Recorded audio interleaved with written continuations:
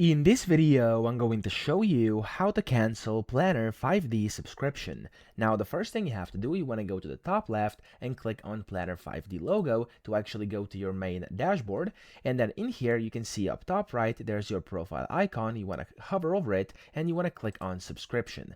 Now, this is going to show you your current subscription. So for me, I'm on a free trial. And as you can see here, there we go. This is my subscription. I can click on it to actually see it. And there we go. As you can see, it says I am currently on the billing plan, which is called Pro Trial. So you can click on the cancel button over here, and then it says it'll be canceled on a specific date. Click on yes, and whenever you do this, it's going to basically log this in. There we go. It says how did we fall short, and of course you can just answer all these questions over here, and you can of course kind of provide them value. Now make sure you actually answer these truthfully over here, and then you can basically click on I just cancel, confirm cancellation, and you're good to go. You've successfully canceled your Planner 5D subscription just like this. So I hope this video helped you out. If it did, please subscribe to the channel and help me out as well.